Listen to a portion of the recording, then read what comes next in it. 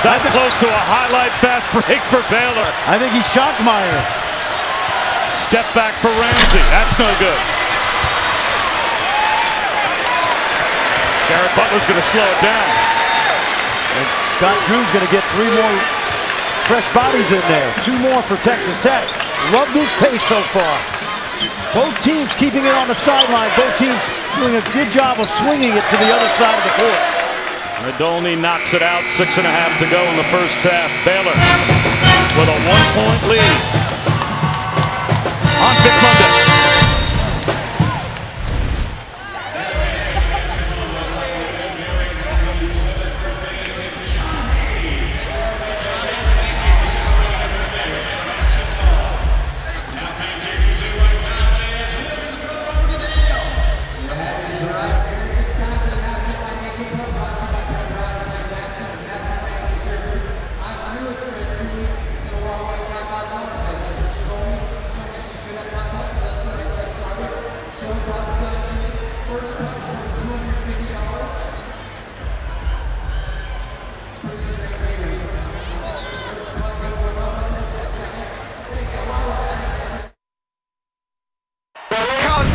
You got to be prepared for everything.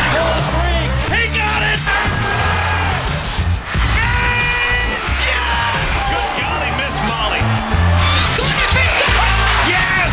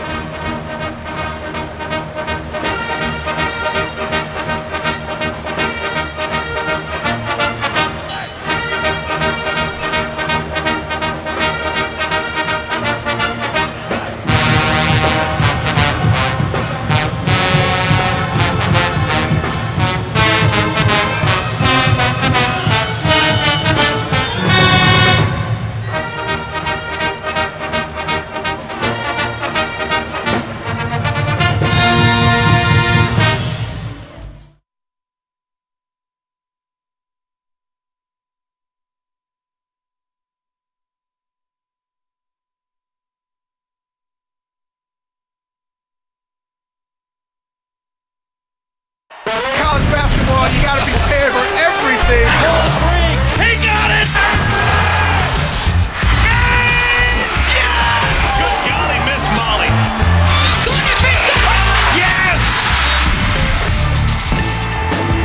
Some of the best scenes in college basketball happened during Champ Week. Our group headed to Kansas City, and we don't know what to expect when the Big 12 championship begins. This would be the bracket if it ended today, but I mean, Oklahoma and Texas play each other this week, so we expect this to change around. But Baylor, number 2 in America, and they just lost to a TCU team over the weekend that they had a 12-point lead against. How about Texas? Shaka Smart, his team winning 4 in a row. Tremendous. They go to Lubbock and beat this Texas Tech group. Friend, this might be the most unpredictable league heading towards their conference championship, in spite of the fact that Kansas and Baylor have really distanced themselves. I think what's happened in the last 2 weeks is all of a sudden Oklahoma and Texas are playing really well. And there's even now some thought that 6 teams could get in. Texas has to stay on that roll, Bob, but what Shaka Smart has done the last 4 games with 8 scholarship players has been tremendous. Obama getting an opportunity to play some minutes here for Baylor. He has not played much, but knowing they don't have Tristan Clark and knowing that Mark Vital was at best a game-time decision, he has not gotten up off the bench. Yeah. And that gets you down the depth chart for Baylor as well. I don't think we're going to see Mark Vital tonight. It'll be an emergency situation if he plays. Given what's at stake for Baylor next week at the Big 12 tournament and the NCAA tournament, I would not play him regardless of the outcome tonight. Ramsey, nice little slip around pass through the lane to Clark. Bamba stayed too long on that switch of the guard, and that caused a little confusion. That's the essence of pick and roll. Create indecision. Perfectly done right there. Davion Mitchell blasts to his left, hit the underside of the rim.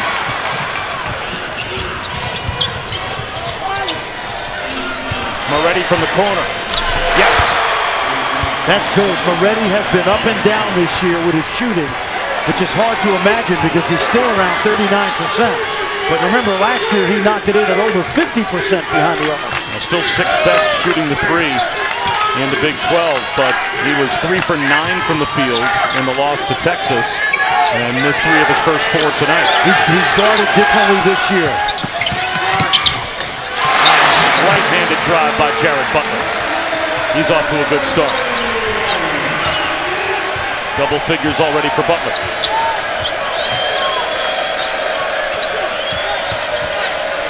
They love Clark in the middle because he can see both sides of the floor. Moretti picks up his dribble. Needs some help. Finds it in Kyler Edwards. The rebound pulled down by Bamba. Mitchell pulls up. Back tap by Bamba.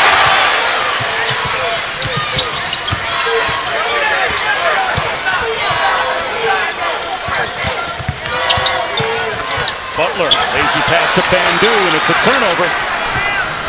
They have numbers if they push.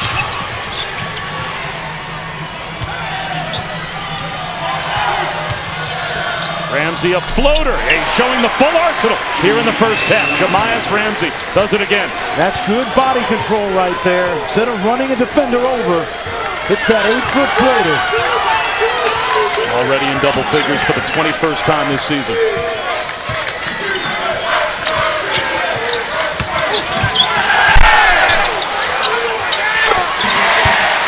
ACOT from the elbow. That could have easily been a charge. I thought that was real contact. Didn't see any flop there. Both teams switch with effortlessness. Spinning to the front of the rim and laying it in is TJ Shannon, the freshman. You know, Bob, when you do switch, sometimes you do switch yourself into a mismatch. That time Shannon took advantage of Mitchell inside.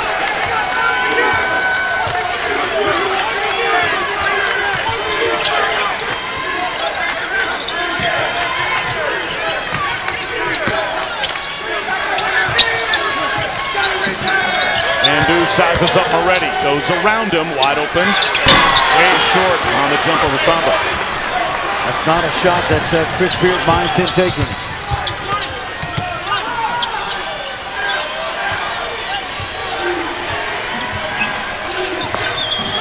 Freddie Gillespie back up off the Baylor bench, set to come back in. Jamias Ramsey dribbled it off his foot. A takeaway for T with a shot fake. Stripped away. And it'll stay with Baylor as Shannon was on the baseline when he ripped it out of the hands of Maceo T. 2-point lead for Texas Tech. ESPN's exclusive presentation of college basketball is brought to you by Phillips 66, proud sponsor of Big 12 basketball.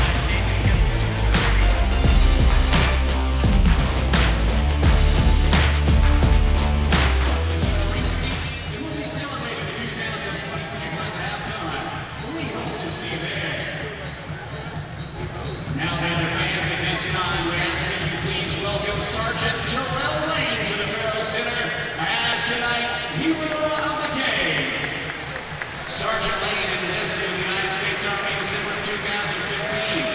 He did basic training at Fort Jackson and advanced individual training at Fort Mature. Upon completion of training, Sergeant Lane was named an Army Intelligence Analyst. Sergeant Lane was assigned his first to a station in Fort Hood in 2016. He was assigned to Sabre Squadron, Pioneer Squadron, Tiger Squadron, and Thunder Squadron. He performed duties as a security manager, company intelligence support team analyst, and regimental intelligence support element analyst. Sergeant Lane deployed on April 28, 2018 in support of Operation Inherent Resolve with Pioneer Squadron to Baghdad. He redeployed in January 2019 to his current position as Intel Sergeant with Thunder Squadron. Presenting Sergeant Lane with the commemorative basketball. It's Baylor University Deputy Athletics Director Tom Rogers. Fans, how about a big round of applause for Sergeant Julian Lane, our hero of the game.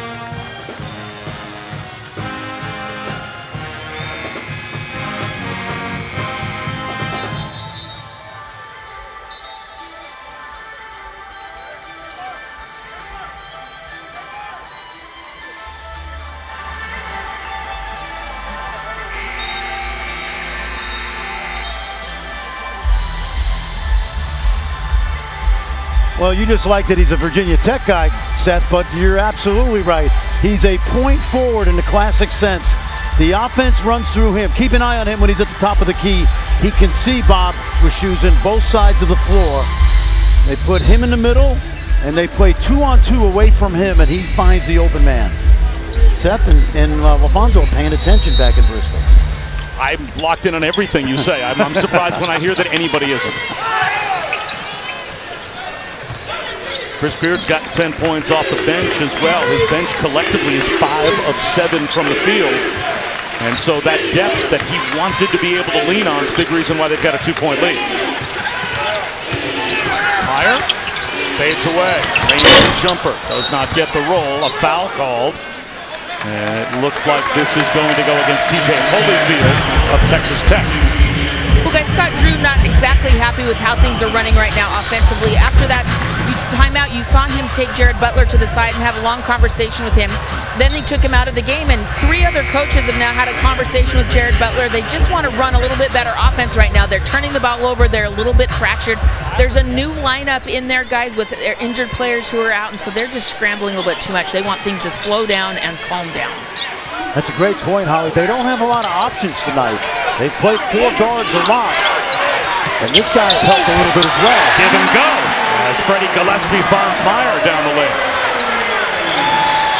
Meyer's got to be a little more solid defensively for Scott Drew to sleep better at night, but they love the offensive end.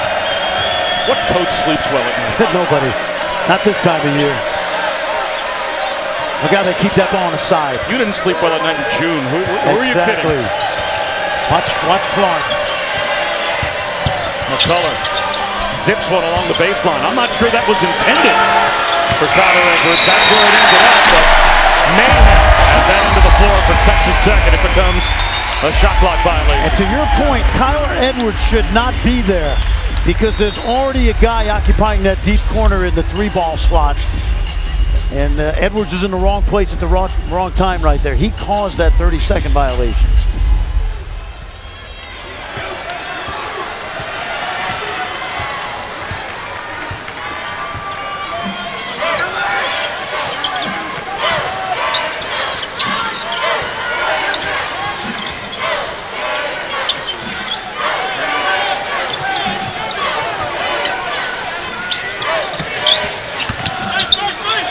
Fake by Macy O.T. He will go to the line as he got Kyler Edwards off his feet. Sometimes when you're a half step behind, you feel like you have to give it all to get back into play, and then in giving it all, you bite on that shot fake. That's exactly what happened right there. Macy O.T. drew that perfectly. How many shots, man? 3 shots, watch, 3 shots. Watch this now. Teague. Watch. You see how Edwards has to try to get back to him. And just that little pump fake, Teague knows he's going to draw a little contact. And I didn't think we were going to see Jared Butler sitting very long, Bob. Here he comes, back in the game. He'll replace Devontae Bandu. Let's take a look at tonight's Wendy's Wooden Watch. You know you're having a good year when you can take your Wendy's Wooden Watch late season top 20 player, give him an earful and sit him down, and your team's got the lead when you put him back in. Yeah. And he's been pretty good tonight overall. He's been pretty good all year. Yes, number 3 in the Big 12 in scoring and number 8 in field goal percentage. Moretti trying to go backdoor, and Meyer read it. And Meyer wins the battle for the loose ball. He tried to backdoor a 6'9" guy with a long wingspan. No, he's not. No, he's not. He'll try. And he's way short. No, he shouldn't have. Teague. That's rejected. Thrown out by T.J. Shannon. Did you say? No, what did I say? That was the no, yes, yeah. No, he shouldn't have. Yes, that's exactly right. Yeah. You were the cartoon bubble coming out of Scott Drew's head the entire time that Watch this. Meyer was lining up for that NBA 3. We'll step aside for 30 seconds and come right back on Big Monday here in Waco.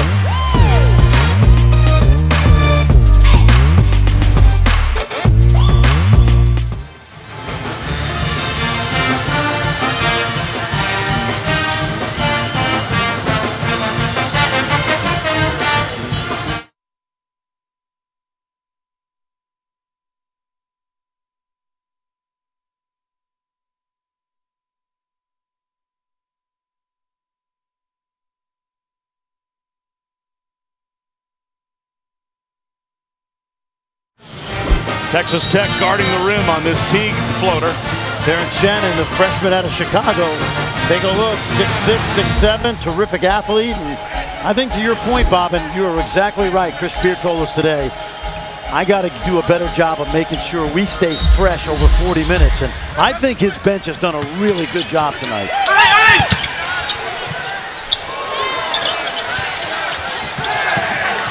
Butler bowls over Ramsey. No call there. Meyer tied up by Moretti, and Meyer draws the foul.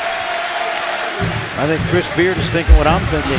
Ramsey, that could have been a charge on Butler. Ramsey was in perfect position to keep that ball on the sideline, and Butler just ran him over.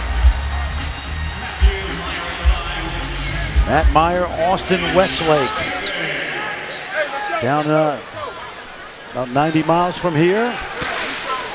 And his teammate in high school, Brock Cunningham, has been terrific for Shaka Smart the last 4 games.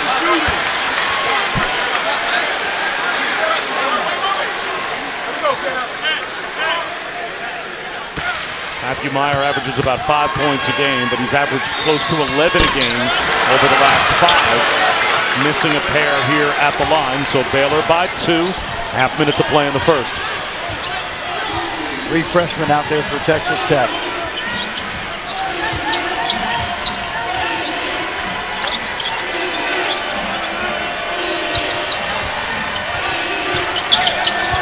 Edwards hands one off to Shannon. He connects. 10 seconds to go in the half. So Baylor will try to break the tie. Davion Mitchell, 5 seconds to play. Sizes up Ramsey. Tries to create some space. Old school floater off the mark. And we're deadlocked on Big Monday at the break. I love the way Texas Tech has come out with energy. This is a team, we said it earlier, they're at 30 all. We're going to have a battle. Ramsey made his first 3 from outside the arc, and he led all scorers in the first half with 11. A first half that saw Chris Beard play 11 different players against a Baylor team that can wear you down. And the first play of the second half, it's a turnover by Chiwa, taken away by Gillespie. Teague from the corner, in and out. Hasn't made one tonight. Freddie Gillespie has not scored as well, Bob, in this game. Ramsey, that's off the side rim. No vital, so Scott Drew 4-guard lineup. Davion Mitchell comes up short from the corner, but Chiwa is going to be called for a foul as he gets into it with Gillespie. Speaking with Texas Tech coach Chris Beard at halftime, he said he was really concerned about the turnovers in the first half. He said that really crept up on us. 10 turnovers at the half, and then they started their first possession, another turnover. They're up to 11. He thinks this game will come down to keeping care of the basketball and rebounding. He said we really were behind in rebounding, but we crept back into it late. That's where we've got to make our monies on the boards. I like the idea that he played 11 players in the first half, Holly. 6 freshmen on the court for him.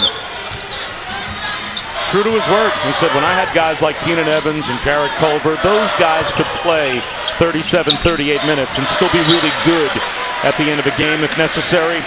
The guys I've got now, they're more the 31, 32-minute type, and so he needed to spread those minutes out. True to his word in the first half. We'll see how it plays out in the second half. You got to know your team this time of year, and I'm going to tell you, fresh legs is absolutely critical for success. Davion Mitchell puts one up to beat the timer and does not get the bounce. They have not gotten great shots tonight. Part of that reason is you've got 2 great defenses out here.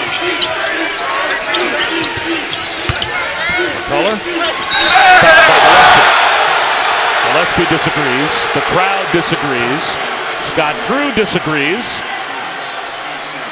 This week, our NBA Wednesday doubleheader tips off in Milwaukee. Giannis and the Bucks still on pace for 70 wins. They'll host the Pacers right now. They'd be the 6th seed at 7 Eastern. And then Zion and the Pelicans take on Luka and the Mavs.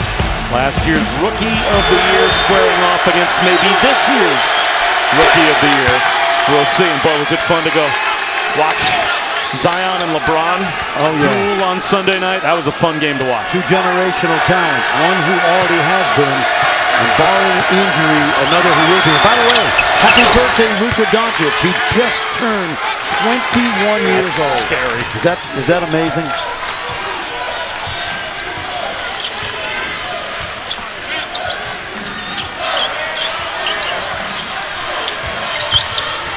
Butler lost it.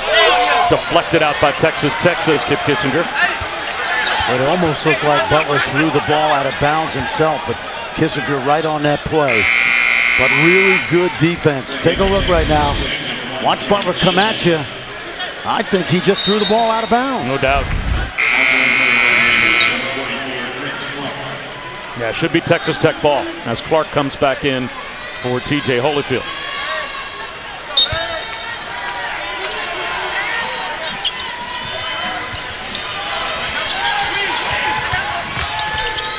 Good defense by Ramsey. This team is locked in tonight.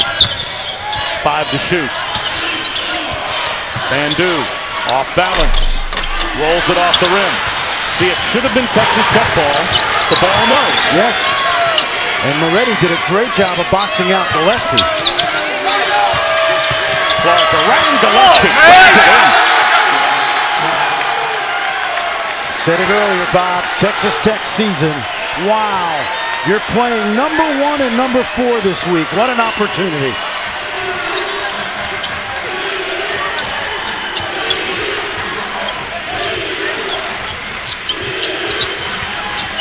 Too much one-on-one lately for Baylor.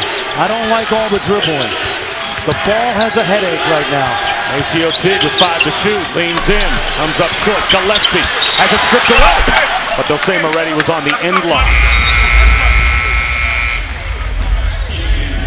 Again, if Baylor wants to win a share of the Big 12 title, they have to win their last 2 games and hope that Kansas splits. Well, Kansas got TCU on Wednesday night at home.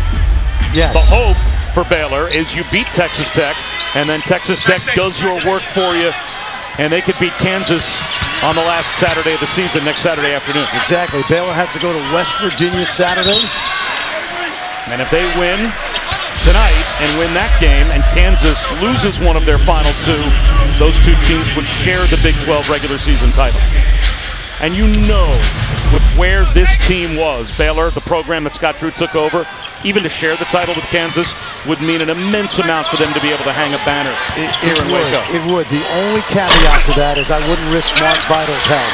to win that title. Bandu with a follow. Now, how do you balance that when you've got a really important player and you know that there is that accomplishment, that carrot hanging out there, but maybe bigger fish to fry later on? In the Big 12, you play at this level, really what matters most but margin, right? So I'm sure he'd give up a Big 12 title for a chance to go to a Final Four. Bodies all over the place. That's kind of work that Mark Vidal usually does for Baylor. That time, it was Gillespie and Bandu, the two seniors here on senior night. Well, no question. And don't think that these guys that are on the court have to bring a little bit of that Mark Vidal toughness and enthusiasm to make up for this guy. There's Clark now with 3 fouls, so he'll sit back down. Moretti checking back in as well. He will replace Kyler Edwards.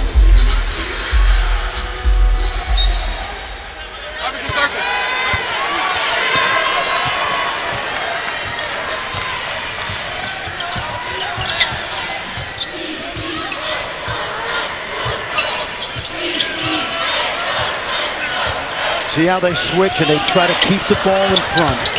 Mitchell gets to the middle and draws the foul. That was an example because Tech free switches.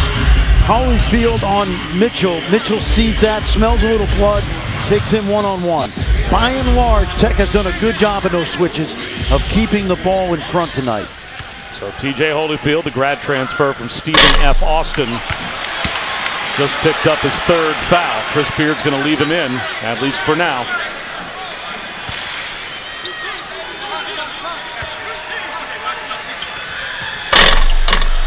Missed free throws. Jemias Ramsey the rebound. They struggled Saturday in that loss to TCU from the line. Ramsey goes at Gillespie, unloads to Moretti.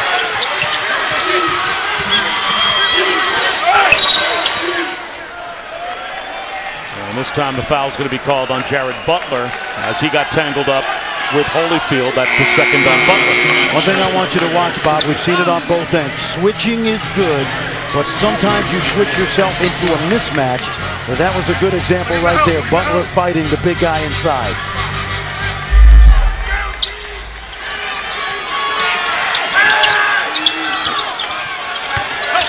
Moretti floats it in.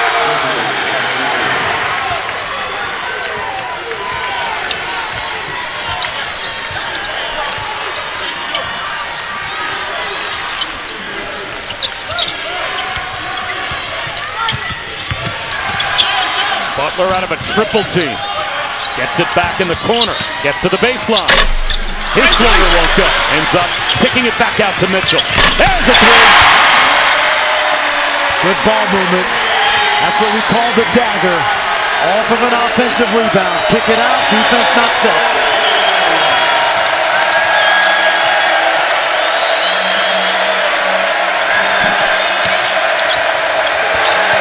Ramsey dribbled it off his foot out of bounds. Baylor ball when we come back. There might be no player more emblematic of what this Baylor team's all about than Freddie Gillespie. His story when we come back.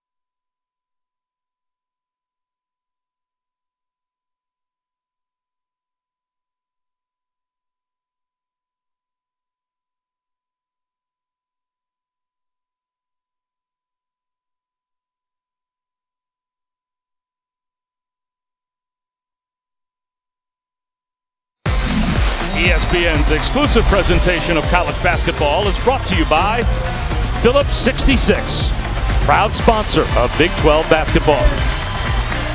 Senior night here at Baylor. Hugs for Freddie Gillespie as we take a look at our Flipping the Switch, brought to you by Boost Mobile.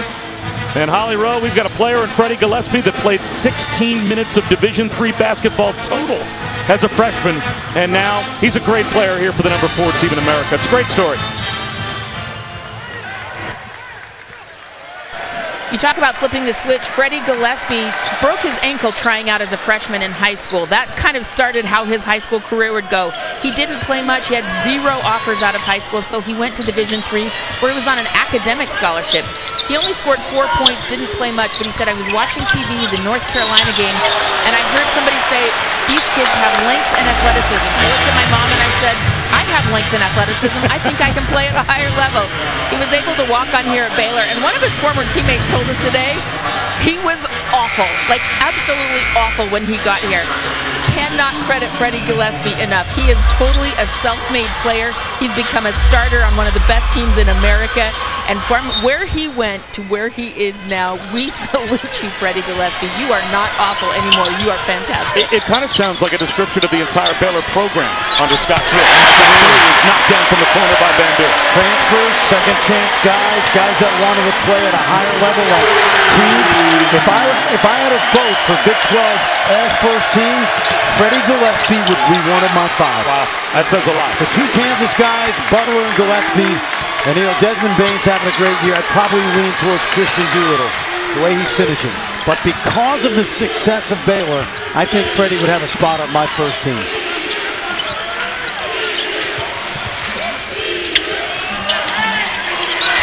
Butler a little too strong. Jamias Ramsey's got the rebound for Texas Tech. Deadlocked at 38. Ramsey. Offensive foul. Perfect position from Davion Mitchell. One of those 2 players on. Well, what's happened is Ramsey's not getting the open look. Pressure, so he's going to put it on the floor. And this is an area he must improve on, Bob. His escapability off the dribble, to me, has to be improved. No more airspace on those open threes after the early part of this game from Baylor and their defense. And there's a reason Davion Mitchell is one of those semifinalists for the Naismith National Defensive Player of the Year award. This time finishing inside once again. Good defense by Holyfield, but Butler knows how to play 6'2" versus 6'9".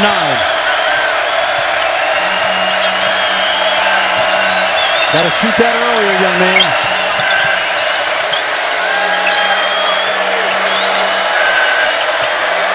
Gillespie on Kyler Edwards from the elbow. That's off the mark. Butler's got the rebound.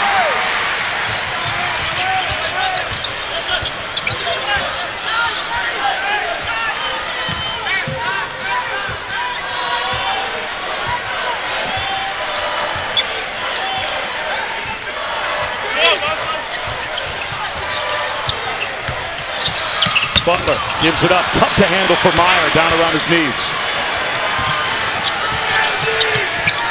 Moretti passed up a wide open jumper, and then Holyfield got caught under the basket. Totally agree, Bob. You've got to shoot that ball. Meyer lays it in at the other end. A 10-2 Baylor run. When you play against the weak defenses, you cannot pass up a good shot thinking you'll get a great shot. Not tonight.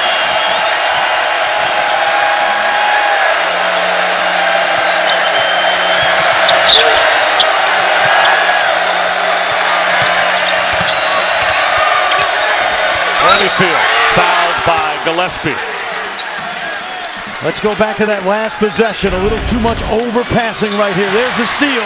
And watch Matthew Meyer fill the lane. And a good finish at the other end. That's an athletic play by the 6'9" sophomore from Austin Westlake High School. Such an uncharacteristic mental error, though, from Davide Moretti. The pass up, a wide open 15-footer. I mean, to make it even worse, he's number 1 in the Big 12 and number 2 among all active players in America at shooting free throws. He's a 91% career free throw shooter. He's 90% this season. That was basically a foul shot. but he passed up at the elbow there. That's an example of unselfishness hurting your team. I've had guys like that I would say to them, if you don't shoot it, I'm taking you out. And look where he is on the bench, sitting next to Chris Pierre. Yeah, we can't get you a better shot than that. Shoot the ball. Oh, by the way, we're a good offensive rebounding team. Butler, NBA range. Clark tips it. And it's pulled in by TJ Shannon. Ramsey's got to get going. They got to free him somehow.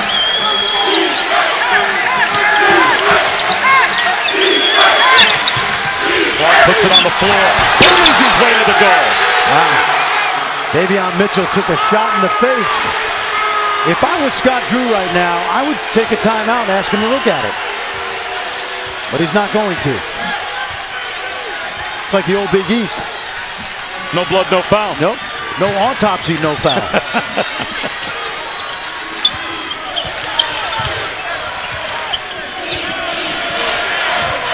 ACO Teague down in the post to Gillespie. Foul.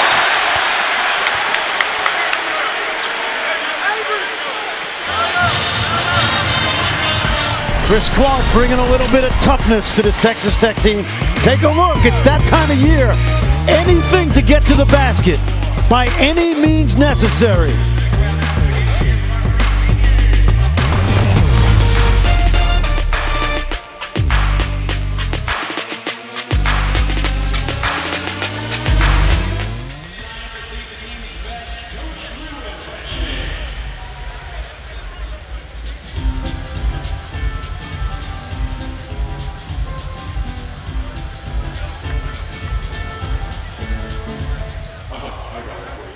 Mascot, your impression.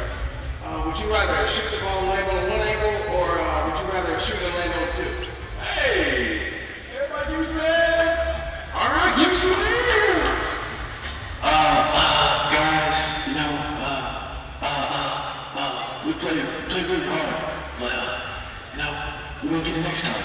So, guys, let's give him a hop, let's go. Hey! It's the big guy! Bring it in, give me some hands! Hey, get up, step in, take charge, fall, and yell. I got it. Alright, guys, give me some hands! We try one last championship, baby, come on now! All right, fans, time out for Smile Game. Presented by Medical Surgical Arts. Get up on your feet, make some noise, and start smiling.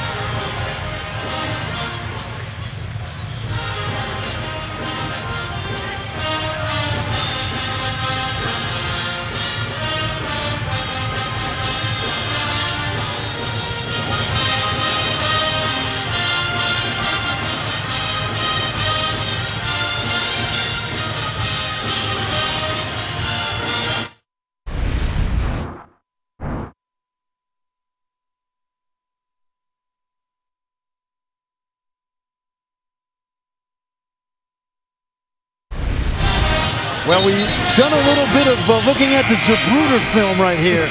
That's an old school reference. Take a look. It looks to me originally like there was an elbow thrown, but if anything, Mitchell commits the foul first by invading Clark's space. Mitchell falls back. We'll give that a Golden Globe. He gets hit, it looks like in his right cheek, but he holds his left cheek. And Bob, I've said all year, Big 12 has the best officiating in college basketball. It's a great example right there. What looked to be a foul on Clark. Turned out that. Look at this. Look at this. And they're just saying, come on, man, stop acting. Come on, D. Maybe wondering why the officials didn't revert back to what we saw at a lot at the start of the season, which was making sure they tried to get the head thrown back flop out of the game. You know what I liked about that? There was no monitoring review either. Bandu, an offensive rebound off the free throw miss. We got ourselves a ball game, Bob. The intensity down the stretch is going to be palpable.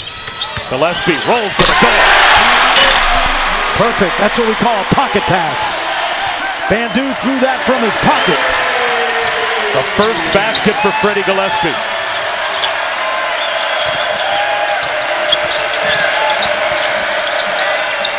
Ramsey, short. Clark, an offensive rebound. Ramsey, second try, short. Out to Edwards. Clark gets to the baseline. Edwards will try a three. That's up, in and out. The back tap by Clark, corralled by Macioti. Good shots, good ball movement, can't knock it down.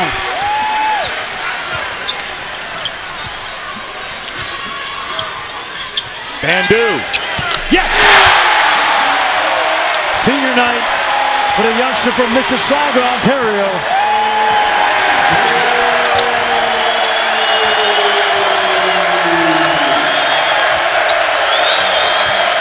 Look at Gillespie, he can guard all 5 spots. Ramsey lobs one, Clark walls off Mitchell, and it looks like Davion Mitchell will be called for the foul. Let's go back and watch Gillespie a couple plays ago. Freddie Gillespie right here.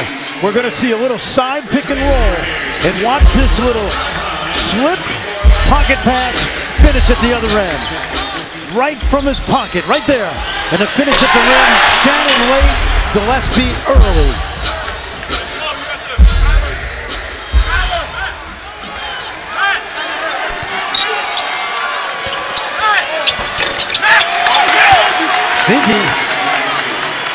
Out of bounds underneath. The good coaches always seem to have something in their pocket, and they set Ramsey up there. Special teams, and we've seen Chris Beard do that time and time again.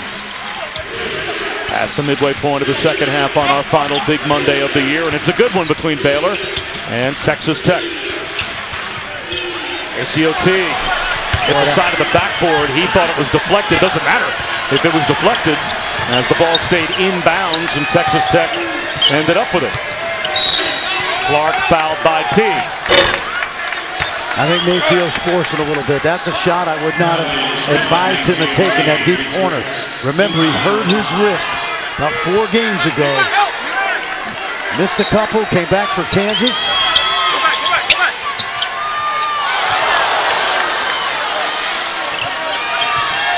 Lothamba back in the game, buying Freddie Gillespie a little bit of rest. Tobias Ramsey lost it, tapped it back to Clark. And a foul called on Davion Mitchell. This is the final Super Tuesday doubleheader of the season tomorrow night on ESPN and the ESPN app. Number 16 Michigan State squaring off against number 20 Penn State in a Big Ten matchup at 7 Eastern. Then Tennessee, Kentucky at Rupp at 9 Eastern. That is your Super Tuesday doubleheader. And is it me, or does a certain team up in East Lansing starting to feel like they're getting their mojo as Moretti pulls up and misses? How about that win for Michigan State on the road in prime time against Maryland on Saturday? That was one of those Tom Izzo classic character wins on the road. Holyfield with a block from behind. Look how they get it to Clark, because they know he's the distributor.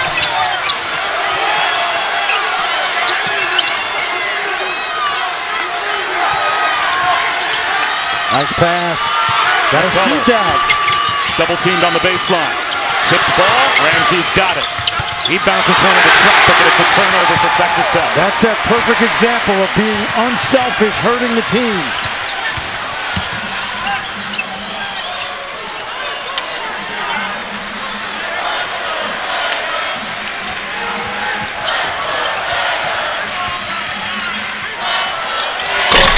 Three from long range for Jared Butler won't go, but a foul on Texas Tech. That will put Baylor at the line. Both teams are going to be over the limit as McCullough picks up the personal. And it's going to be Thamba going to the line, who's had a DNP in 7 of the last 10 games. Only 23 minutes the last 10, but getting a chance tonight because no Vital, no Clark. 56% free throw shooter. He's made a couple already tonight.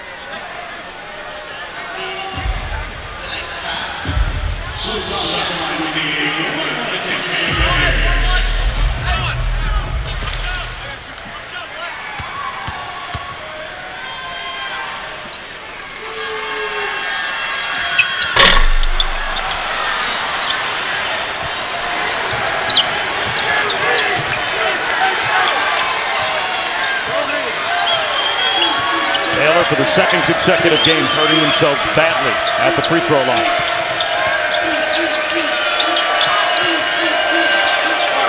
I'll tell you, they're locked in on that defense, aren't they? Moretti tries to split a double team. Slips one underneath the McCullough. Patience with the shot fake and the reverse. Moretti did a good job of getting out of traffic in the corner, and a good finish by the freshman, McCullough. Yeah, I think the pressure's on Baylor more so than Tech. At home, senior night, no Vital. Chris Beer told us today he's playing with house money. Good hands by Holyfield, knocked it away from Thamba. A chance for Texas Tech to take the lead back. They've got that switch. Let's see if Moretti can take advantage of Thamba. Tries to go around him. Old school off the window, won't go. Holyfield with an offensive rebound, poked away, and Myers got it for Baylor. Butler will drive it, leans in, off the rim, but he'll shoot 2. 1-point game, 7:11 to go on our final big Monday of this Big 12 season.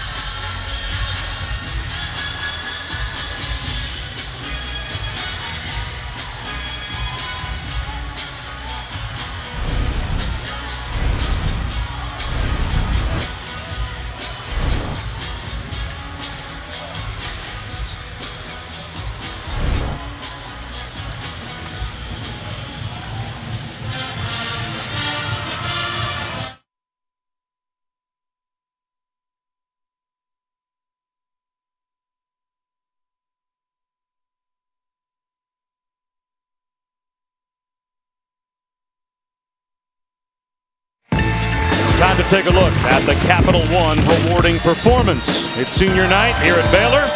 Devontae Bandu honored before the game, as was Freddie Gillespie, and both have come through with their own moments on senior. They've been terrific role players for this team that's number 4 in the country.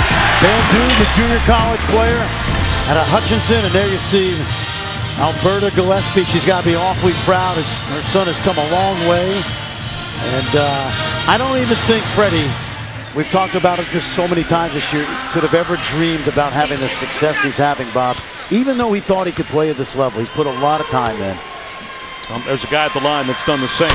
Garrett Butler, originally enrolled at Alabama, but I guess a long-term relationship that dates back to his middle school days with Scott Drew paid off. Well, his high school coach, Tim Bird, coached not only Rico Gathers, but Tweety Carter as well. 2 of Scott Drew's greats, and he got to know Garrett Butler as a youngster. Garrett Butler originally was going to enroll at Alabama, changed his mind, and there you see, 11 years old. That's a recruiting relationship right there. That's putting your time in. And his high school coach, Tim Bird, has coached some great players, but he's now sent 3 to Baylor, and all 3 have turned out to be, 2 of them stars, and obviously this guy, Garrett Butler, as a sophomore, on his way to being one of the great guards in college basketball. Well, I asked Garrett Butler about that picture, and he said he was at a camp and he saw Coach Drew, and they said, "Go over and take your picture." He said, "I was really shy."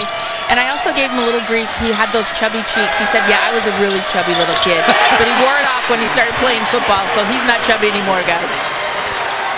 A big one from the corner for Kyler Edwards. Again, he struggled in the loss to Texas in Lubbock on Saturday afternoon. That 3 ties the game.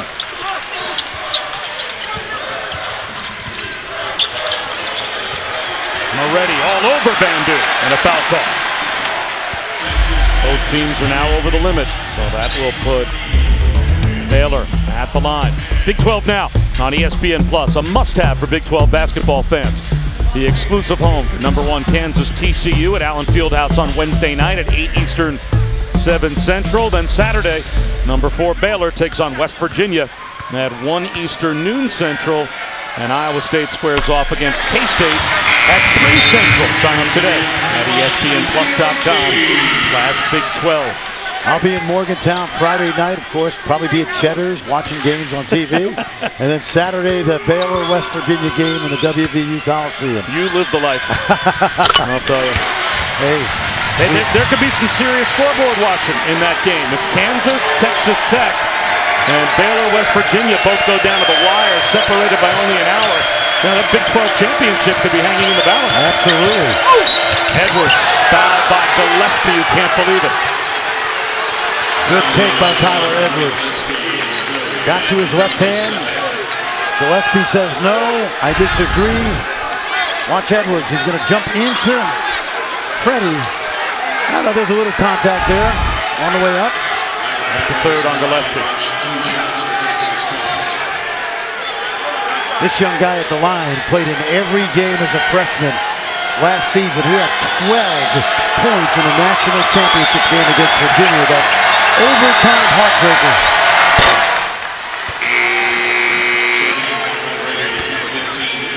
I love what Chris Beard's done tonight.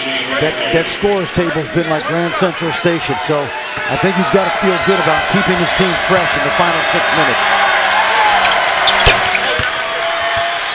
Tie game, 6:25 to go. I think the pressure's on Baylor. The home team expected to win. Texas Tech trying to turn their season around. Even though, Bob, they're headed to the tournament. Bandu has been hot. Got 10 here in the second half. Only 1-on-1 here. Gives it up to Davion Mitchell. Shot clock winding down. Mitchell for 3. High in the air for the rebound goes Chris Clark. Tell you what, I think Chris Beard wants those shots. No ball movement, 1-on-1 ISO, goes with contested hand.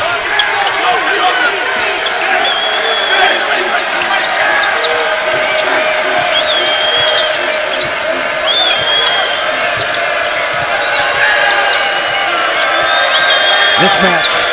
Clark, high advantage on Bandu. Gives it up.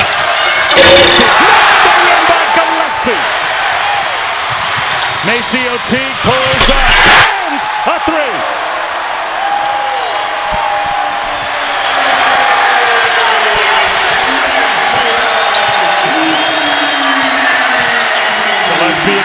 for Clark defensively. Holyfield, yes! Good finish inside. Tiga ticked late, didn't get there.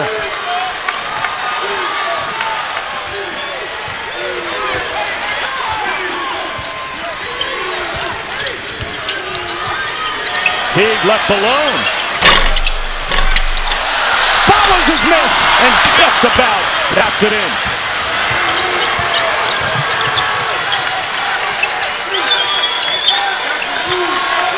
Not going to surprise me if Baylor wins this game, but at the next time out, I'm Chris Beard telling my team, we have a chance to win. Let's finish it out. McCullough blocked, foul call. Gillespie picks up his 4th. Well, again, no Mark Vital. Was only going to be used in an absolute dire emergency. And they told us earlier today with the knee soreness. On the left there is Tristan Clark, on the right Mark Vital. And Tristan Clark was declared out before the game. So now what do you do with Gillespie with 4 fouls in a very thin front court? I don't see Flo Thamba getting up off the bench. No. So it looks like Scott Drew's going to trust Freddie Gillespie. He will, and if I'm Chris Beard, I keep driving that ball right into Freddie. And this kid at the foul line, this kid's got a big heart, Kevin McCullough. He's going to be a star someday. Mark Vital just walked behind the bench. He might be getting back on the exercise bike.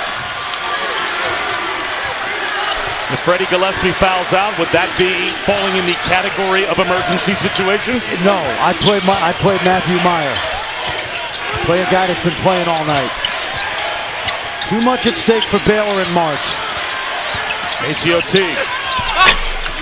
Gillespie tries to keep it alive, can't do it. Gillespie's 1-on-3 in there right now. Shannon, Clark, McCullough. Moretti tries to turn the corner. Back outside Holyfield. That rims out. Bandu tried to save it, stepped on the end line. What a finish we might be in store for on our final big Monday in this Big 12 season. 1-point game, under 4 minutes to go. ESPN's exclusive presentation of college basketball is presented by Boost Mobile. Step up with Boost Mobile and get a super reliable, super fast network. And in part by Wendy's Breakfast. Download the Wendy's app and get a deal on your new favorite. You up for this?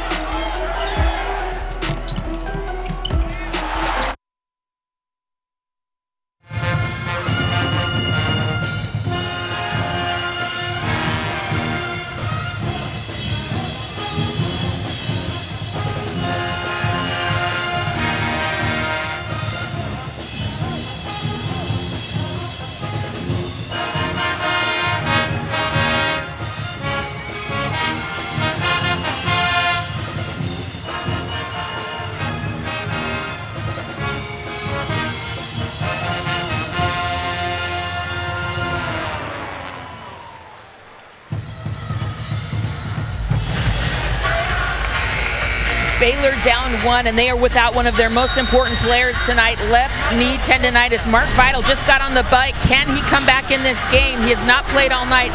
He is so vital to their success because he does all the dirty work. He calls himself Mr. 95. He does 95% of the things other players don't want to. He can score, he can rebound, but more importantly, it is his defense, his high motor, and his hustle. They are missing that heart and soul tonight. Can they close out this game without him? And will he try to get in this game? We see him on the bike trying to get that left knee loose. I would be shocked if he came in, but guys, we know how much he loves this team. There's no question. You take a great defensive player out of the lineup, but I think of like Troy Polamalu with the Steelers, who's all over the field. Mark Vital is all over the court on the defensive end. Another foul called on Baylor. This is exactly where Chris Beard wanted his team to be in the final 3 minutes. That's the 4th on Davion Mitchell. So now Mitchell and Gillespie both have 4.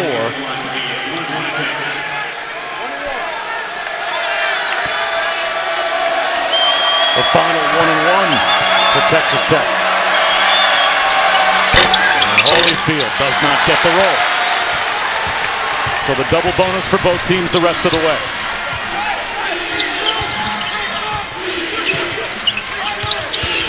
Butler down the lane, loses the ball. Looking to call timeout.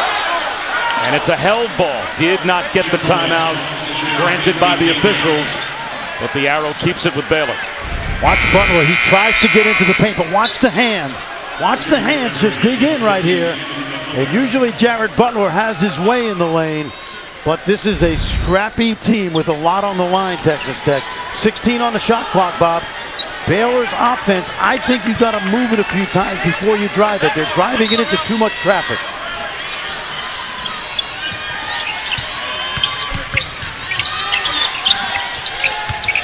Butler drives it again. This time he's fouled by McCullough. So an automatic 2 free throws.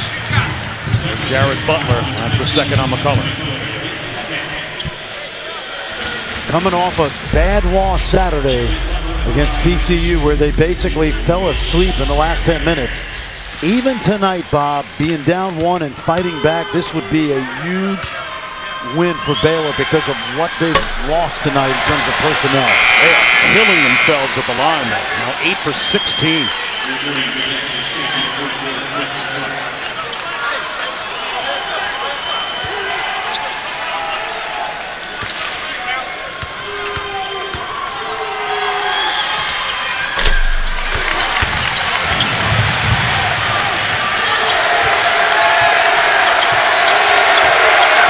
Two for Butler. Tie game coming up on 3 to go. Got 8 guards out there right now. More guards than Fort Knox.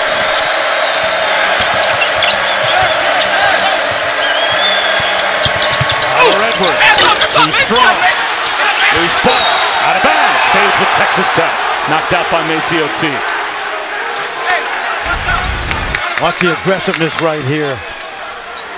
And let's see. Looks like it's off Teague. Can't review that until under 2 minutes.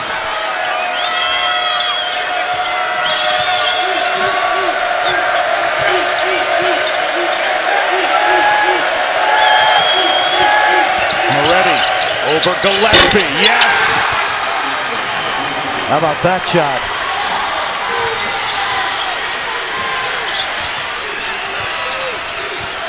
Does Texas Tech look confident to you out there, Bob? They do to me.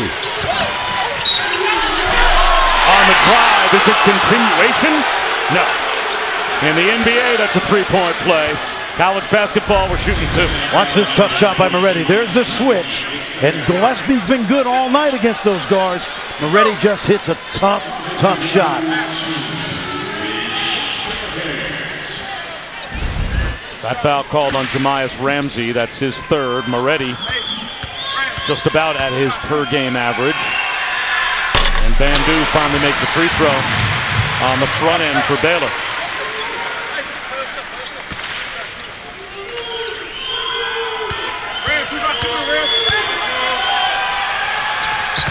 Bandu's been terrific at the line. He's now 4 for 4. Rest of the team struggled. Tied again.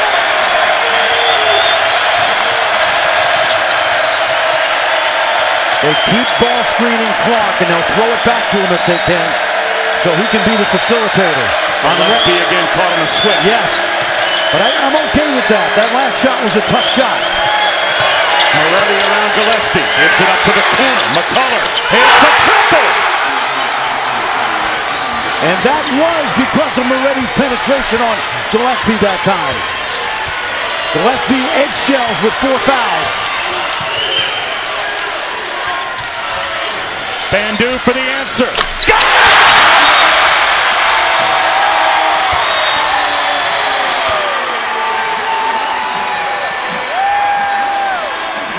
Big shots at both ends on Big Monday. The freshman McCullough in the corner. Rising star. And Devontae Bandu, the senior. Senior night. Why not?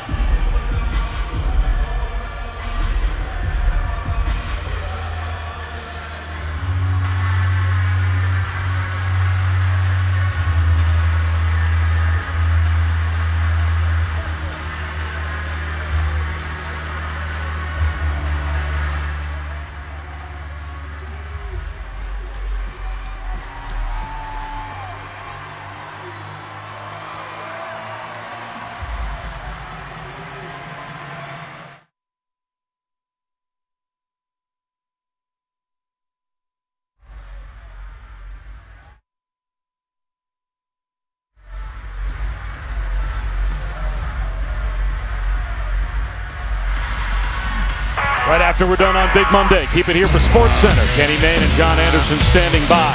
Top moments from Bucks Heat, plus the debut of Todd McShay's mock draft 3.0. And Angels Cubs all access from today's game as well. SportsCenter next here on ESPN and the ESPN app. Bob Wischusen alongside Fran Fraschilla with Holly Rowe as well. And for our final Big Monday, we might be in for a fun finish. Can Texas Tech make program history? They've never done what they're trying to do right now, beat a top 5 team on the road. And they're seeing a little pressure for the first time, and they got the steal. Mitchell's got it. Butler thought about it. Bandu's had the hot hand, pulls the string, and Moretti, he's got the rebound. The 10-footer was harder than the 20-footer. Keep your eye on if they can get Gillespie in the pick and roll again.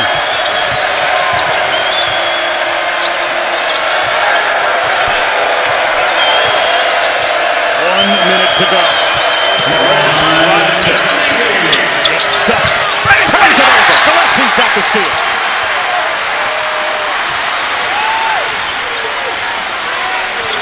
Four guards, any one of them can score.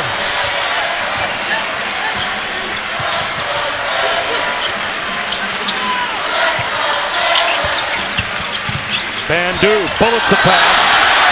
I think it was deflected by Moretti. They're going to go to the monitor. John Higgins originally said Texas Tech ball. Well, Bandu, let's see if it's tipped first, but Texas Tech did a great job. I thought Moretti got a piece, and he acted as if he did. But again, the call on the floor that John Higgins made, and the precedent said, he said Texas Tech ball. So at the monitor now, they have to clearly see that that ball was touched by Davide Moretti. Let's take another look. You just can't tell if the ball changes direction there. Yep, exactly. Well, Tech did a good job of keeping Bandu down on that baseline. If body language counts at all, Moretti acted like a guilty party, right? Kind of slumped shoulders. I deflected it. But then all of a sudden, John Higgins said, no, it's your ball. He might have been indicted, but he's not convicted yet. I think the replays we have shown so far establish reasonable doubt. Well, they've got that DV monitor over there, and probably with 5 or 6 different looks. And they're looking now to see if there's an overhead shot. Bob, this happened so fast, I can't see if the ball changed direction. It's going to be hard to overrule this unless they have a better view than the one that we're giving you right now at home.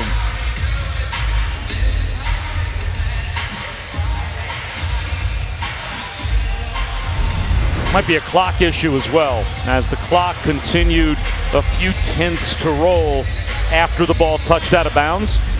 So they may be not only determining whether or not Moretti touched the ball, but also what the clock should read.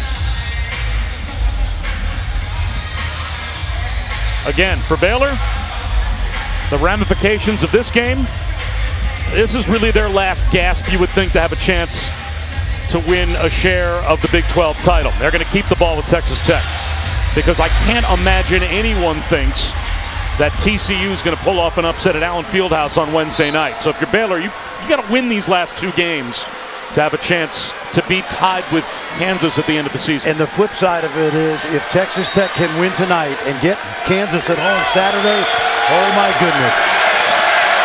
Little pressure. About a 6-second differential. Gonna stay in man. No, they're actually in the zone. Watch Butler at the foul line. Ramsey's got it. 8 to shoot. Back to man. Ramsey one-on-one. Goes at Butler. Lost the ball. Ramsey's got it back. Tyler Edwards didn't beat the timer. Now will Baylor use one of their 2 remaining timeouts and draw something up with 5 seconds to go? Let's watch. Remember, Ramsey not great off the dribble, wasn't able to beat his man, and then no shot there. And they should put some time back on the clock. I think that shot clock went to 0 with about 6 seconds on the clock, and now they have it back up at 6.1. Now this is an eternity, Bob. You know this. I know it. Mitchell can get up the court in 4 seconds. We know that. Here he goes. Davion Mitchell lost the ball. Gets it back. Off balance. Travel. 1 second to go. He was going too fast for his own good. They set that ball screen out top. But again, quick hands. Mitchell stumbled. Chris Beard's got time here, Bill. Take a look now. It's a high ball screen. They switch it, and Mitchell just loses the ball.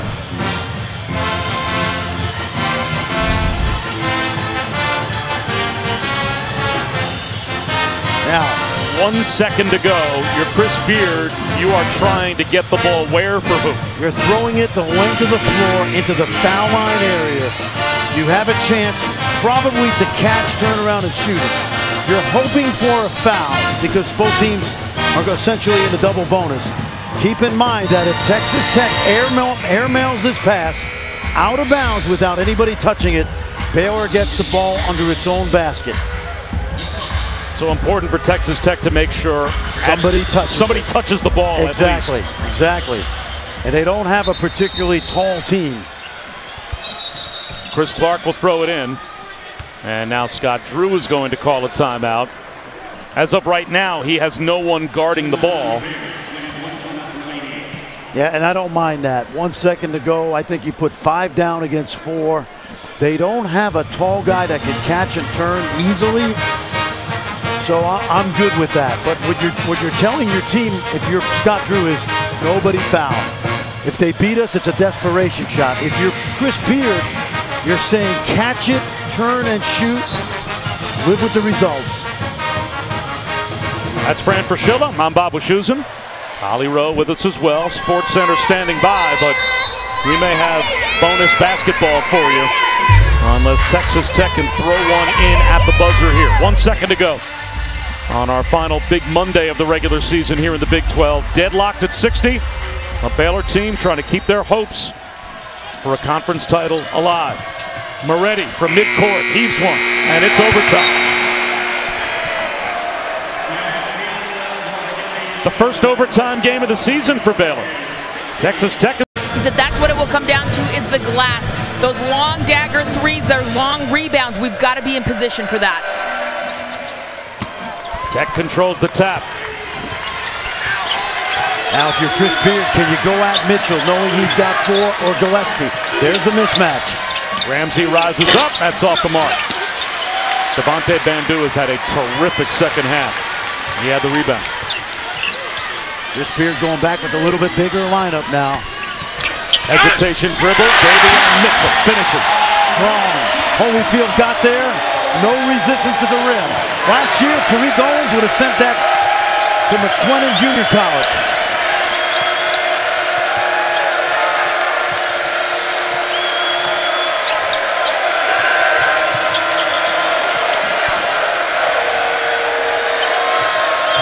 Moretti for 3. Holyfield with the tap to Clark. Clark gives it up. Holyfield finishes.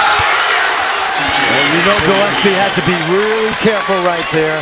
And good job by Holyfield to recognize that. And what did Holly Rose say? That Scott Drew just told his team before the overtime began. Guys, protecting the defensive glass. And what happens? Offensive rebound for Texas Tech.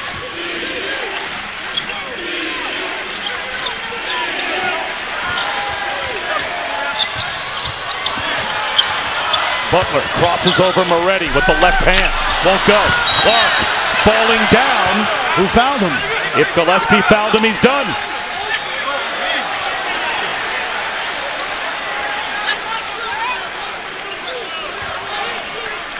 I'm not sure who they have the call on. They may have it on Jamias Ramsey of Texas Tech. That's his 4th. That'll put Gillespie at the line. Let's take a look now. Oh, yeah.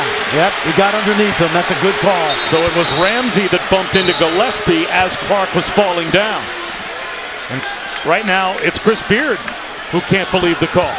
I think all that time, Chris Beard called his team over thinking that Gillespie had fouled out. Yep, and when we look at that, easily a good call. I think Chris Beard thought, I've got this 30 seconds or so. Gillespie just fouled out. Baylor's going to have to put someone in the game. And then it was told to him, no, Gillespie's at the line. Right around 70%.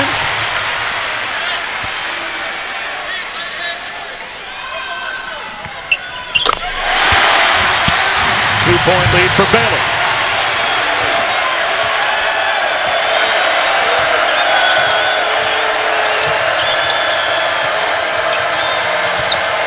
Clark, size advantage.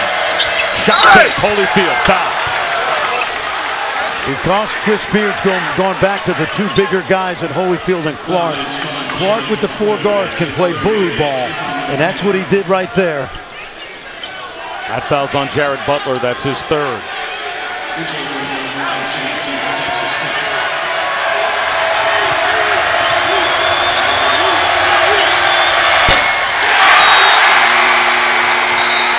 Only the 2nd free throw miss of the night for Texas Tech. I think Scott Drew would have the guts to play zone here. He's played 30 possessions all season. This would be the time to do it. Why? Because it keeps you from having to guard individually, one-on-one with two guys with 4 fouls. They did it against Villanova late in the second half. They actually won that game because of the zone. He's not doing it here. Just a thought.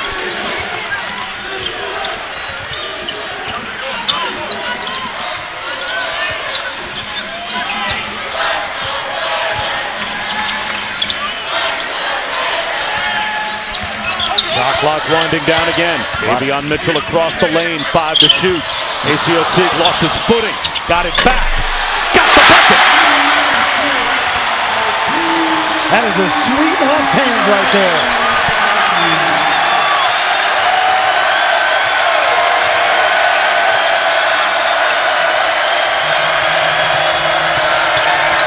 Jamias Ramsey off balance. Gillespie above the rim for the rebound. Ramsey could not get by Mitchell even with 4 fouls.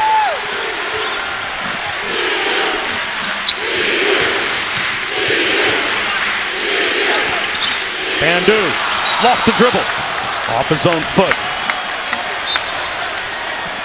Watch Maceo Teague. This is sweet. He's going to drive it. Watch the extension. Over the shot blockers. Well done. We can. Just so impressive that he lost his footing but maintained the dribble, kept his eyes on the rim, never lost control in spite of the fact that his left foot slipped out. Pretty good.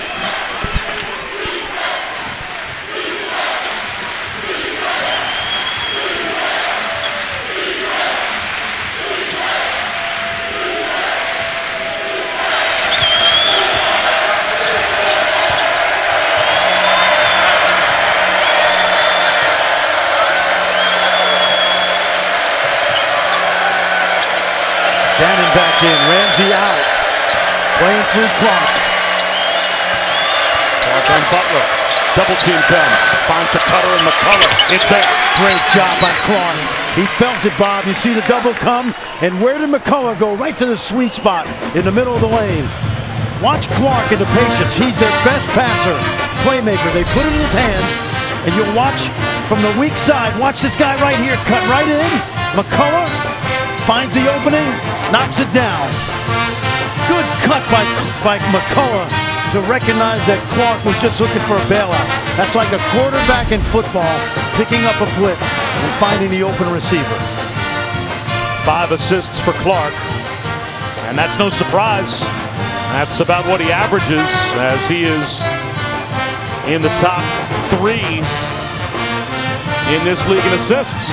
He is a playmaking forward if there ever was one. Exactly, and this team really doesn't have what I would call a Keenan Evans type point guard, so they play through Clark really nicely. Both teams have had 5 possessions in the overtime. Both have scored 3 times. The only difference right now is that one free throw miss from Holyfield.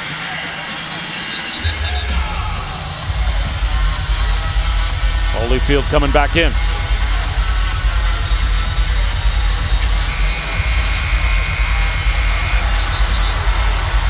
And it looks like of the group that's coming back out on the floor right now, that Chris Beard is going to keep Jamias Ramsey on the bench. That surprise you at all? Surprise you at all that Jamias Ramsey is still sitting down? Not really, Bob, because we've seen the ball in his hands in the second half. And quite frankly, hey, he's a terrific young player. He can't get by this Baylor defense one-on-one.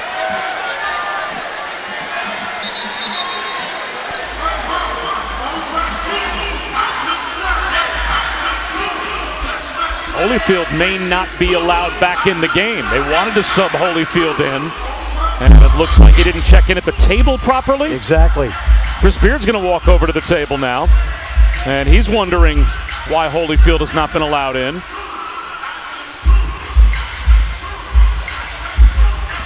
So Holyfield apparently is now going to be waiting to check in next opportunity.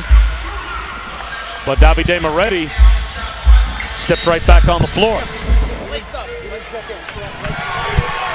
Kip Kissinger clarified. Late sub, too late. Didn't check in time.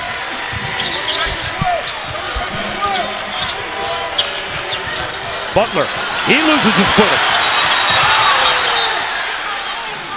What is the call? I think they're going to grant a timeout to Baylor before the ball popped free from Jared Butler. When he went down, he apparently called a timeout that the officials will acknowledge before he lost control of the ball. Take a look now. He's going to fall. Does he have possession? He does have it. Freddie Gillespie, you see the hand signal. And Bandu was calling timeout as well while Butler still had the ball. It can be a verbal signal. It can be a hand signal. Apparently they saw it. They called it. Well, based on what we've seen at this end of the floor now, a couple of possessions ago, Maceo Teague completely lost his footing. These towel guys need to get busy.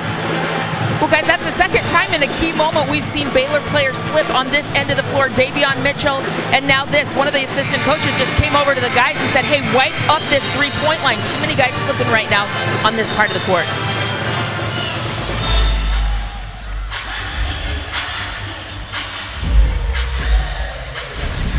And watch the foot of Butler. He tripped up. Yep, he stepped on McCullough's foot. Mitchell. Out to Bandu. Routed. Mitchell again. 5 to shoot. Maceo Teague's going to have to put one up. A step back. And buries it.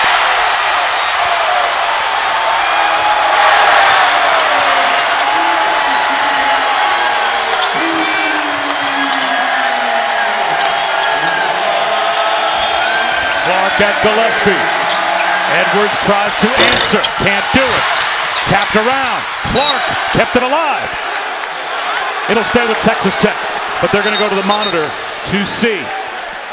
The call on the floor is it's Red Raider basketball, but they are going back to the monitor.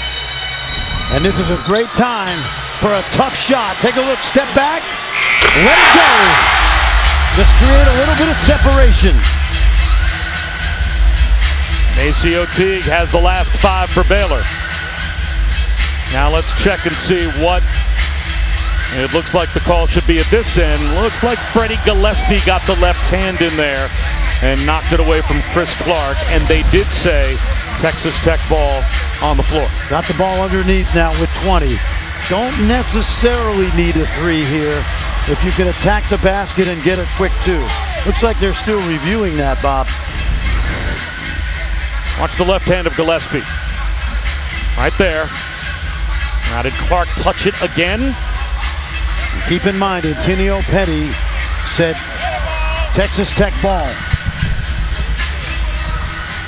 looks like Gillespie to me, but it's hard to tell. Okay.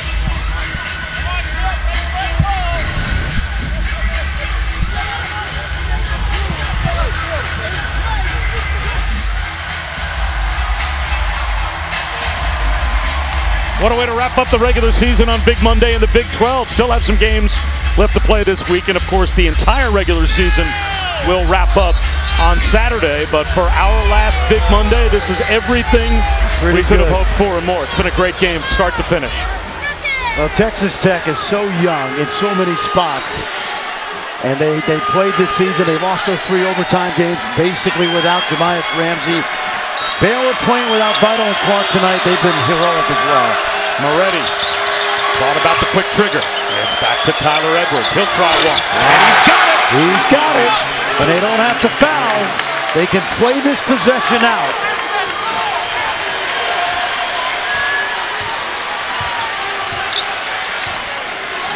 What a primer for Champ Week. Hopefully this continues right into Kansas City. Games like this when the Big 12 tournament becomes part of Champ Week on deck. Do you need a ball screen? Let's see. He wants one. 7 on the timer. Jared Butler out near midcourt. Bullet pass to Gillespie. Pull the string. Here comes Clark the other way. Texas Tech with a chance to win it.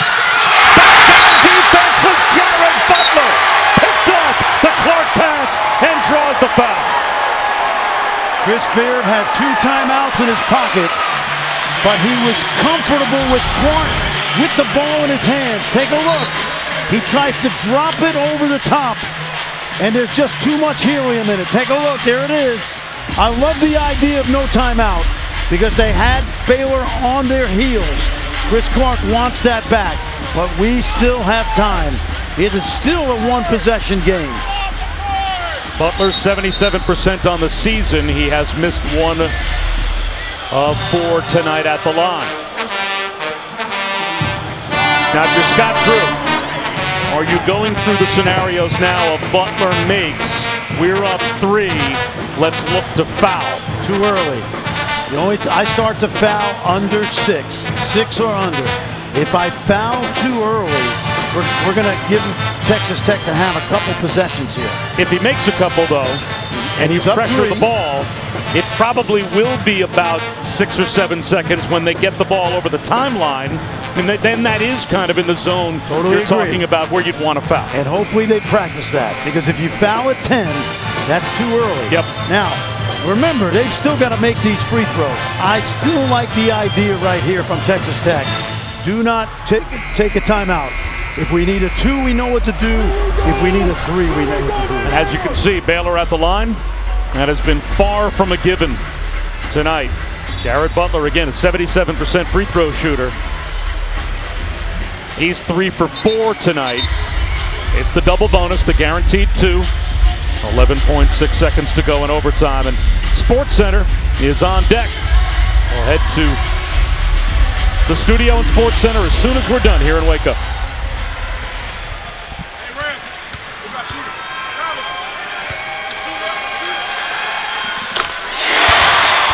Okay, Bob, if he makes this and they're up 3 and they don't foul, I wouldn't foul until it got under 6. We're switching everything and we're forcing them off the three-point line. Got them both. How much time by the time Texas Tech gets it across the midcourt stripe? Here comes Jemias Ramsey. Will Baylor foul? Moretti, they're going to have to put a 3 up. Off balance. 2 seconds to go. Out of bounds. It belongs to Baylor with 1.3 remaining. They trusted their defense. And why not? It's been one of the elite defenses in the country all season. The Texas Tech bench wants them to go to the monitor, and Antonio Petty is saying we need not to go to the monitor. I know the call I just made is the right call. Let's watch now. Good defense on Moretti. Watch the switch now. They trusted their defense to switch and drive Moretti off the three-point line. Forcing a tough shot right there. Watch Clark. He has it. Was it him who knocked it out? Because there's a timeout, I think John Higgins is going to do the right thing and go to the monitor and take a look. Too much at stake.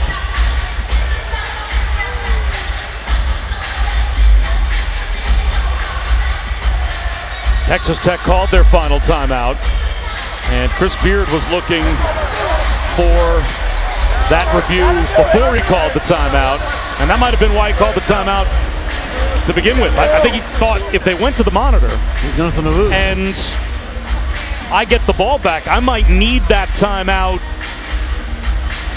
to draw something up to try and get a 3. But he had to use it to give the officials time to talk to each other, eventually to go to the monitor. And now they'll decide whether or not that was indeed off Clark. Both of those plays we've seen, to me, it's too hard to tell. It's not indisputable. Not enough to overrule, but they'll get different looks.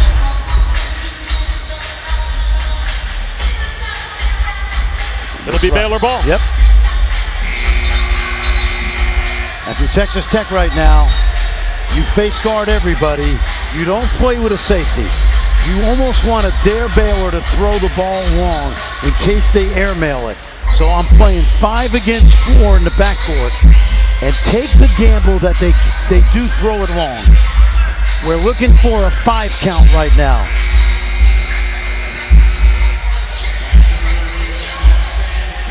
Even if Baylor does throw it long, assuming some player touches it somewhere on the court with only 1.3 seconds to go, that's probably enough to kill the rest of the game. I would even throw it underneath Texas Tech's basket, because if you lose it, it's only 2 points.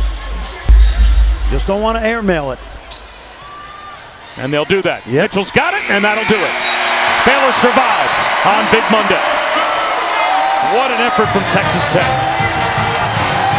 Tonight's player of the game brought to you by Phillips 66. And